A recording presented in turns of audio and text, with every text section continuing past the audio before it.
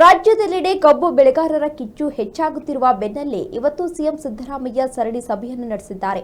ರೈತರು ಮತ್ತು ಕಾರ್ಖಾನೆ ಮಾಲೀಕರ ನಡುವೆ ಸಂಧಾನ ಸಭೆ ಯಶಸ್ಸು ಕಾಣಲಿದೆ ಎಂದು ಸಚಿವ ರಾಮಲಿಂಗಾರೆಡ್ಡಿ ಅವರು ಈಗಾಗಲೇ ಭರವಸೆಯನ್ನು ವ್ಯಕ್ತಪಡಿಸಿದ್ದಾರೆ. ಈ ಕುರಿತು ಧಾರವಾಡದಲ್ಲಿ ಮಾತನಾಡಿದ ಅವರು, ಕಬ್ಬು ರೈತರದ್ದು, ಅದನ್ನ ಅರಿಯೋದು ಕಾರ್ಖಾನೆಯವರದ್ದು. ದರ ನಿಗದಿಗೆ ಇಬ್ಬರು ಒಪ್ಪಬೇಕು. ಕಾರ್ಖಾನೆ ಮಾಲೀಕರು ಹಾಗೂ ರೈತರ ನಡುವೆ ಸಮನ್ವಯತೆ ಸಾಧಿಸಿದರೆ ಸಮಸ್ಯೆ ಇತ್ಯರ್ಥವಾಗುತ್ತೆ. ಸಿಎಂ ಸಭೆ ಯಶಸ್ಸು ಆಗಲಿದೆ ಎಂಬ ಭರವಸೆ ಇದೆ ಎಂದು ತಿಳಿಸಿದ್ದಾರೆ. ಇನ್ನು ಮಹಾರಾಷ್ಟ್ರದಲ್ಲಿ ಹೆಚ್ಚು ಬೆಲೆ ಇದೆ ಎಂಬ ಪ್ರಶ್ನೆಗೆ ಸಕ್ಕರೆ ಸಚಿವರನ್ನೇ ಕೇಳಿ ಎಂದು ಸಾರಿಗೆ ಸಚಿವ ರಾಮಲಿಂಗಾರೆಡ್ಡಿ ಅವರು ತಿಳಿಸಿದ್ದಾರೆ.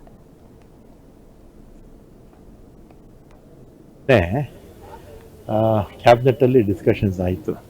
ಅದಕ್ಕೆ ಮುಂಚೆ HK ಪಾಟೀಲ್ರು ಹೋಗಿ ಮಾತಾಡಿದ್ರು. ಅದಾದಮೇಲೆ ಶಿವಾನಂದ ಪಾಟೀಲ್ರು ಕೂಡ ಹೋಗಿ ನೆನ್ನೆ ಮಾತಾಡಿದ್ರು. ಇವತ್ತು ಕಬ್ಬಿನ ಕಾರ್ಖಾನೆಗಳ ಮಾಲೀಕರನ್ನೆಲ್ಲ ಇವತ್ತು ಕರೆದಿದ್ದಾರೆ. ಅವ್ರ ಜೊತೆ ಮಾತಾಡ್ತಾರೆ.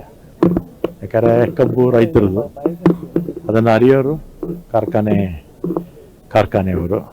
ಈಗ ದರ ನಿಗದಿ ಇವರು ಒಪ್ಕೋಬೇಕು, ಅವರು ಒಪ್ಕೋಬೇಕು. ಆ ಕೆಲಸವನ್ನು ಇವತ್ತು ಮುಖ್ಯಮಂತ್ರಿಗಳು ಇನ್ನೂ ಒಂದು 4 ಜನ ಸಂಬಂಧಪಟ್ಟ ಮಂತ್ರಿಗಳು ಇವತ್ತು ಕರೆದಿದ್ದಾರೆ.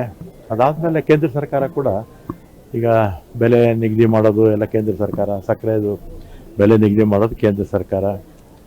ಮತ್ತು ಅವ್ರಿಗೂ ಕೂಡ ಪತ್ರ ಬರೀತೀನಿ ಅಂತ ನೆನ್ನೆ CM ಹೇಳಿದ್ದಾರೆ. ಇವತ್ತು ಮಾಧ್ಯಮಗಳಲ್ಲೂ ಕೂಡ ಬಂದಿದೆ. ಮತ್ತು ಸಮಯ ಕೊಟ್ಟರೆ ನಾನೇ ಅಂತ ಹೇಳಿದ್ದಾರೆ. ನೋಡೋಣ ಏನಾಗುತ್ತಾ.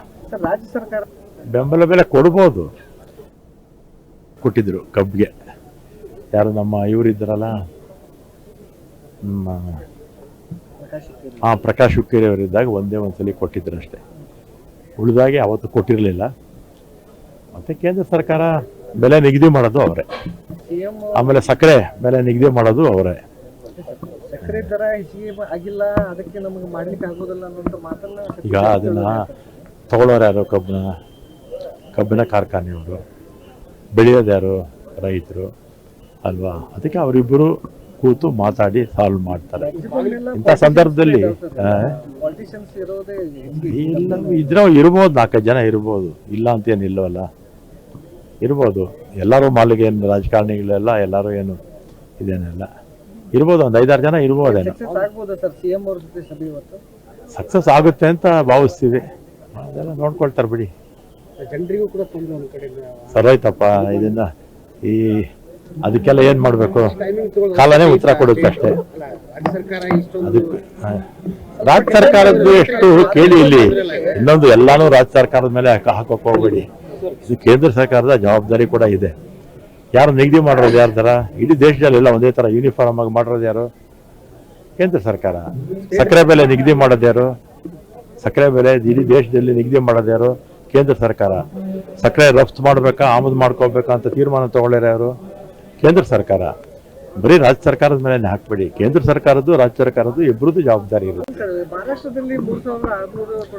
ನೀವು ಕಬ್ಬಿನ ಮಂತ್ರಿಗಳನ್ನೇ ಕೇಳ್ರಪ್ಪ. ನೀವು ನಮ್ಮ ಸಕ್ಕರೆ ಮಂತ್ರಿಗಳನ್ನ. ಆಯ್ತಾಯ್ತು, ಬಹಳ ಹೊತ್ತಾಯ್ತು. ಒಂದು 2 hours ಡಿಸ್ಕಷನ್ಸ್ ಆಯ್ತು. ಅದಕ್ಕೆ ಇವತ್ತು ಕರೆದಿರೋದು. ಈಗ ನಿನ್ನೆ